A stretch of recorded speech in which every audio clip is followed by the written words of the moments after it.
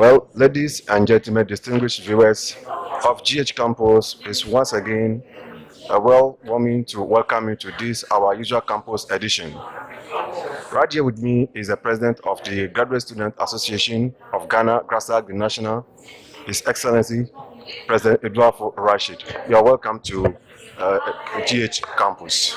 Thank you. Respectfully, the name is Kwesi Etuaful Rashid. AKA. I care. Thank you. Well, GH Campus, as a media house that is centered on activities concerning our educations with the various stakeholders and partners, we've come to consensus that GRASAG National has become a student association that one can reckon with in comparison with other student associations. To the best of your knowledge as a president, what is the basis of this reason why GRASAG National is vibrant? Okay, I would want to say a very good day to your viewers and listeners as such, and then a very good day to my constituents. When I say constituents, I mean GRASAG members across the country and beyond. When I say beyond, now we have GRASAG USA, so I could say and beyond. As a matter of fact, over the period, GRASAG has moved from it being the normal student group to be that student grouping that anybody would want to be associated with. First and foremost, we inherited a GRASAG that was seemingly deprived. We struggled to get it to where it is now. So when people say that it's a group that people have to reckon with and it's a group that needs to be talked about, it is because of the policies, practices, activities that we have engaged ourselves with over a period of time. I wouldn't say just within my tenure as president, but over a period of time, we keep moving, we keep growing, we keep hitting the targets, and it's made people think that indeed there is the creme de la creme of intellectualism. I mean, it is expected if you have people who are top managers of Ghana as an association, you don't expect anything less of excellence. And so I would say that key amongst the reasons why people think that GRASAG is an association to be reckoned with is the fact that we keep growing from strength to strength. Thank you, Your Excellency. I remember I was at Tamale last year Congress. Oh, you were? You were overwhelmingly elected against two other contenders. Remember very well your secretary in the person of Hassan, your organizer Taylor, your women gender commissioner being Jocelyn, and our able treasurer being Kobina. What are these initiatives or innovations that you have introduced that your administration will proudly say, we picked GRASAG National from somewhere and took it to another level? First and foremost, let me say that we met GRASAG not just challenged, but we had major issues that we had to look at. But I would want to start from just this program. I would say that confidently, as an association wanting to grow and partner our sister institutions, we decided that we would engage our various sister institutions so that if your sister institutions are strong and active, eventually become very active. And so I would say today's program at University of Education Winneba, their research conference, for instance, GRASAG National helped them to get a partner, which is the All African Universities. I mean, all AAU. At I think it's Legon. We partnered with them and we got them to be engaged with Winneba to organize this conference. And so for us, we believe that we needed to strengthen our various local institutions. But let me come to the various things that we have done. When we met GRASAG, we realized that a lot of things were in disarray. Our structures were weak. Okay. Our brand was weak. Can you imagine an association that was created since 1993? We couldn't boast of a website. Wow. Which was shameful. In this technological world, key amongst the things that you need to do is to get your message sold to the world and beyond. And then you can't sell your message when you're just in a small corner. You can only sell when you are on the internet. People serve the internet in Tokyo and they could see GRASAG. And so quickly we created a website which is now very active, and you are a living testimony to that. Sure. We also decided that we need to restructure GRASAG such that whoever takes over from us would have a peaceful and smooth running of GRASAG. And so when we took over, we did something that nobody wants to do, an emergency congress. And at the emergency congress, one of the things that we did was that to decouple some powers from the president. I did that, and I must say that in GRASAG, the president was the chairman of the executive committee. At the time, he was a Speaker of Parliament, Or the Senate. Senate. He appoints the Chief Justice. He appoints the EC, and so it means that he's everywhere. But quickly I said, hey, no, this should have to be stopped. This should have to be stopped. Indeed, the means of appointing the auditor of GRASAG again was also left to the president. Okay. So when we took over, we said, no, we need to institute some measures that would decouple some of the powers of the president. So as I talk to you now, GRASAG has a Speaker of Parliament that is not myself. GRASAG itself elected someone to be an auditor. So that person is independent of the president.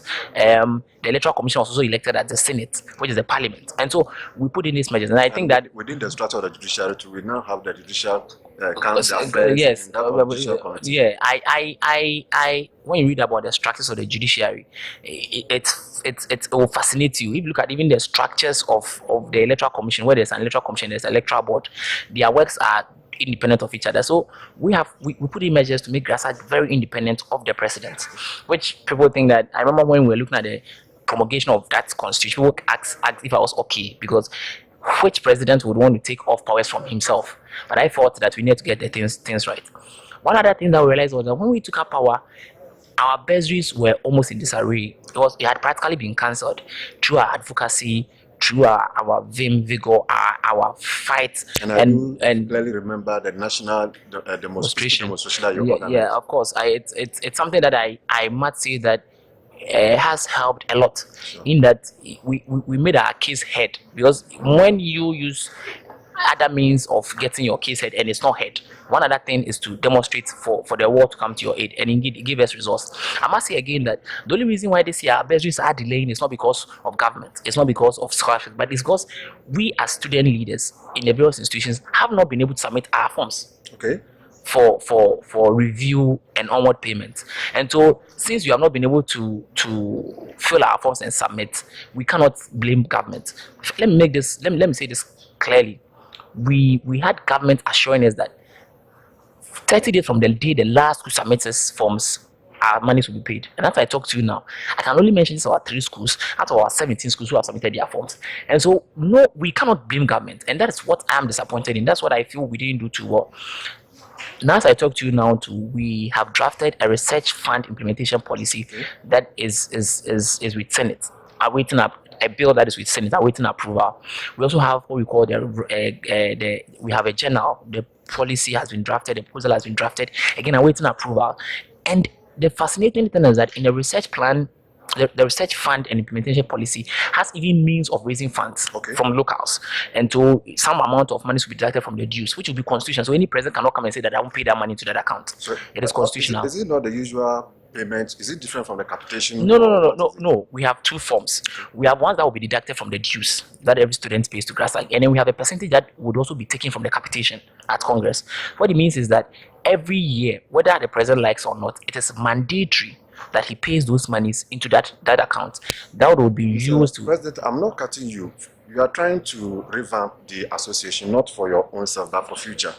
When you look at the kind of effort that you put in galvanizing the necessary institution to secure our bursary, is it not a time that every institution, from every individual student, certain quota or certain amount of 1 cedi, 2 cedi could be channeled to the National Association to aid some of these advocacy activities? It's true. I must say that students pay dues, and the dues they pay is something I don't want to talk about. They pay 8. You see, if you're a graduate student anywhere in Ghana, you are supposed to pay about 8 Ghana cedis as dues to GRASAG.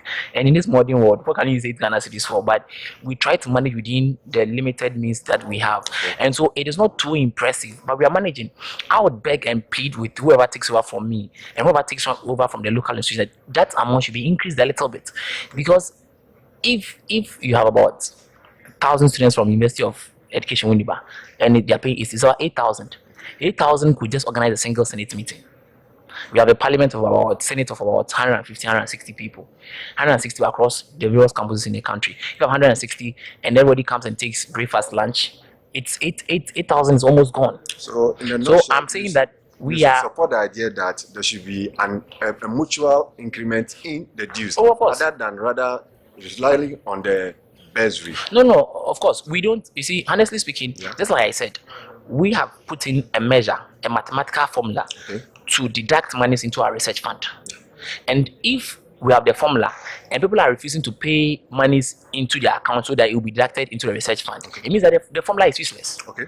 So if Parliament is going to approve the formula, our Senate is going to approve the formula, and they will approve the formula and go to their schools, and they don't go according to the formula they have approved. Then they are hypocrites, and they are not acting in good faith. Well, I agree with you, and on this note, viewers, stay watching. We'll be shortly back to you. Wayne to music, the Jesus Project, Kate, PhD.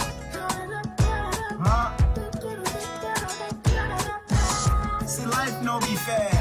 Yesterday I know say life no be fair. Yeah. See, life is not fair, but still, God day there. If yes died at a 2, and mama couldn't bury how to stroke after the news. She thought that it could make it, but it didn't make it true. Got crushed on the motorway, nothing doctors we do. She couldn't work, couldn't pay for her school fees. Left alone, can't afford what to shoot. Dad's house, property, greedy family shed it. Sucked them out of the house, didn't have a place to sleep. If you had it still, we on it, never like this. She was always treated badly, nothing do the changing. Has to do it except that years passed, fast and quickly, now it's astonishing. Come back to our exclusive interview with the president of GRASAG National, President Rashid. At this level, we are moving to another paradigm. That is, we are looking at the coming Congress. Mr. President, what are these preparations that you've put in place? I remember very well as a participant or someone who was at Tamale. With the permission from Honorable Reagan, he made a comment, or he posted a comment on University of Ghana GRASAG platform, WhatsApp, that is for 2015-2016, that there were an observation that people were saying that the Tamale Congress were characterized with a lot of allegations that, for example, students who represent certain institutions that voted were not students.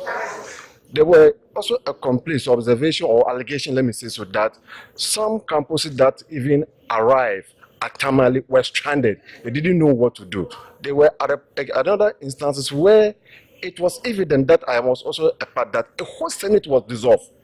The Senate that was supposed to have earmark to even be the dissolution of the whole Congress couldn't come on.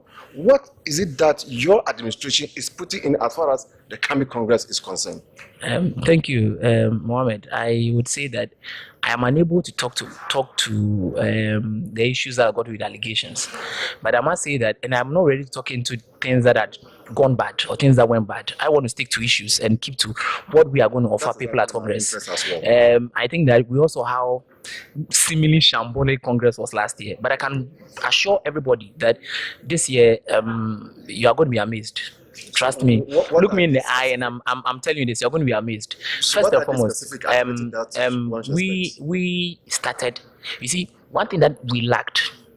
Let me go there. One thing that we lacked initially, and that caused us this, is that most of the activities were not brought to Senate for approval, and was not discussed. This year, our program were put before Senate. It was discussed. We changed it. We made it better. First and foremost, arrival is on the 3rd of August.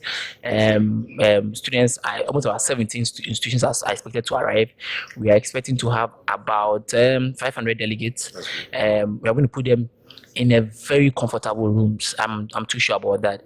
And then we would probably do a movie night the Thursday when they arrive, just to relax their nerves. Then on Friday we do the opening. And we're actually expecting the Minister of State in charge of tertiary education, Professor Yanka, to attend. He's confirmed his attendance. We are expecting the regional minister to also attend. We are expecting the vice chancellor of KG to attend, and a lot more dignitaries. Some chiefs, in Ashanti region, you can't come there without seeing chiefs. Exactly. So it would be respected. And then in the afternoon, that is where Congress would sit, and that's where the politics would start. So Congress would sit and deliberate on certain issues that pertains with Ghana, not just GRASAG, but we need to come up with a communique that has got to do with issues that affect Ghana. So we're going to discuss that, and then that's what I'm going to account for my stewardship. Exactly. Then after that, also in the Senate would have their Senate meeting. I am not part of Senate, so I don't know their arrangements, but there's a Senate meeting that is going to go on. And then Friday evening, we do what I call the alumni fruit party, where we are invited alumni former student leaders of GRASAG, former student leaders who will be brought back to come and have an interaction. We are doing this because we want to develop the alumni base of GRASAG. When it's too strong, it means that we'll have a lot of funding. So we are trying to lure them to come. And when they come, we hit them with our challenges, and we are hoping that it yields results for GRASAG, not just today and tomorrow, but beyond that. And then at Congress also would have a representative from GRASAG USA. They're going to come all down to present a report of what they've done so far and what they seek to do. And then on Saturday, we go to do an exercise and donation at a children's home, and then games and then donation at children's home. Then in the afternoon we visit Mensha. There's a museum. We visit the Mensha Museum. We are hoping to have some time with Etuaful himself. We are hoping. It's not been confirmed, but we are hoping that we have time with Etuaful. And that will be a remarkable history on your part. Oh, now, moving forward quickly. As a participant, I've seen a lot of flyers, policies here and there, with the presidency being 2 key guys, that of secretary 2, treasurer 3, and the rest. What are your expectations? And beyond the expectation, what kind of advice do you have for our various delegates coming, as well as the candidates themselves? Okay, the last day is Sunday. Saturday evening, we're having something that's never been done in GRASAG. We are doing a dinner and an awards night, where we would award deserving dignitaries in GRASAG and beyond. Then on Sunday morning is the elections. My only advice to aspirants is that they should keep it clean and safe. It's been tough, it's been bad, it's been rough for them, but the most sane thing to do is to keep it safe, clean, and then I'm hoping that the best candidate win. For the delegates, they should come, have fun, and vote.